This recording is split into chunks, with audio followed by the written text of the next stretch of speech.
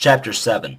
Results. I was the man behind that glass. Paul Lemberg was correct. The study had nothing to do with the new product being pushed. The pound and chop was another of many proposed inventions that get shot down every year before they can reach the hands of an enthusiastic pitchman on television. The point was to test individual reliability and personal recall. I'm no salesman or inventor.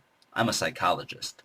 None of the subjects were attempting to memorize Tracy's actions, and only one of them could even remember her name accurately. The demonstration itself took all of 10 minutes total. The participants sat in that blank empty room for almost 25 minutes in our attempt to clear their minds. We wanted to work with blank slates. They were asked to sit quietly and wait, and to our surprise, they did. Not a word was spoken among them. From the moment Tracy walked in the room, 5 sets of eyes began receiving information from 5 very different filters. The demonstration was a walking, talking Rorschach test.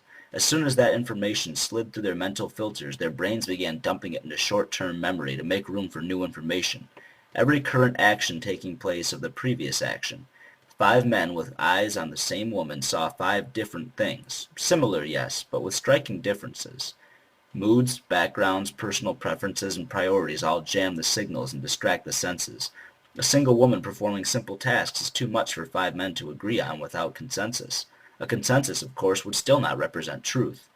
If those men were recalled back to that room 1 week later, and all asked to talk to each other until they came up with an account of the demonstration, explaining everything that happened in as much detail as possible, surely the events they described would bear distinct differences from what happened in reality. The distortion would grow if the time extended to a month or a year. The mind bends truth. It folds it, or cuts it down into segments that are easily organized into a massive filing system. The brain doesn't respond well to unfamiliarity, or being told that its senses were inaccurate. If the brain's senses are put into question, then its own existence is put into question.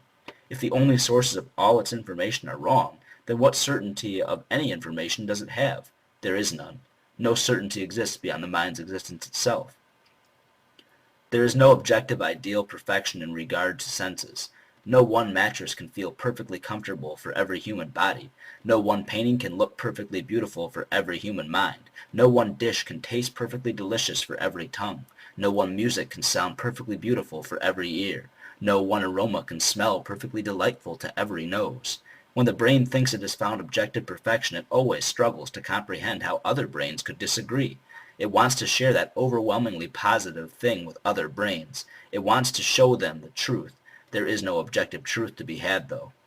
It is not until brains understand that even those things which they label as objective are still stained with a hint of subjectivity that humans they control can begin to understand the world for what it is. Our minds want to force objective meaning into subjective matters because we tend to prefer facts and truth over ambiguity. Even if we don't have truth, and we know we don't have it, we often tell ourselves we do, until the lie becomes real because it's comfortable. Our minds are at rest when their questions are answered.